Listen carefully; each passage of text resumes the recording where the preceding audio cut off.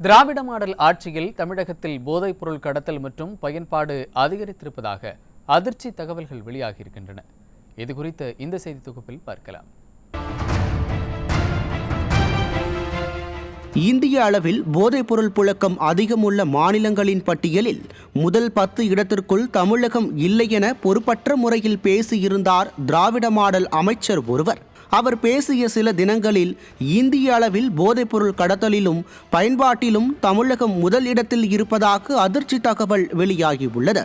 தமிழகத்தில் கடந்த 3 ஆண்டுகளில் 50,000க்கும் மேற்பட்டோர் போதைப்பொருள் கடத்தல் வழக்குகளில் சிக்கியுள்ளனர். இது நம்மை விட பின்தங்கி இருக்கும் உத்தரப்பிரதேசத்தை காட்டிலும் மிக அதிகம் என்கிறார்கள் விவரம் அறிந்தவர்கள்.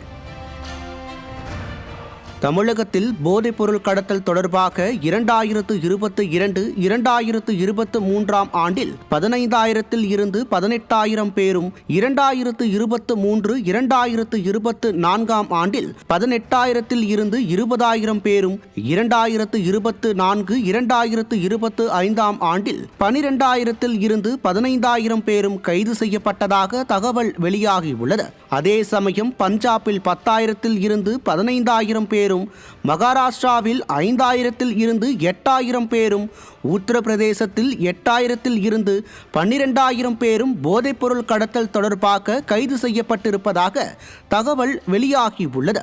அதிகாரப்பூர்வ தகவல் இன்னும் வெளியாகவில்லை என்ற போதிலும் தற்போது வெளியாகியுள்ள தகவல் அடிப்படையில் பார்க்கும்போது தமிழகத்தில் போதைப்பொருள் புழக்கம் அதிகரித்திருப்பதாகவே விவரம் அறிந்தவர்கள் வேதனை தெரிவிக்கின்றனர்.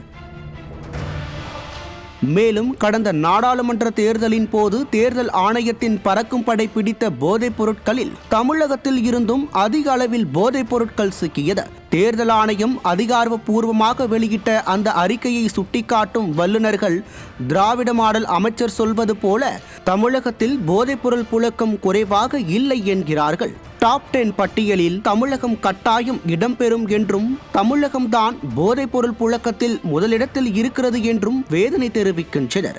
இதற்கு ஜாஃபர் சாதிக் போன்ற கடத்தல்காரர்களை கட்சியில் சேர்த்து கொண்ட திமுகவும் கள்ளச்சாராய மரணங்களை கண்டு கொள்ளாத திராவிட மாடலுமே காரணம் என்கிறார்கள்.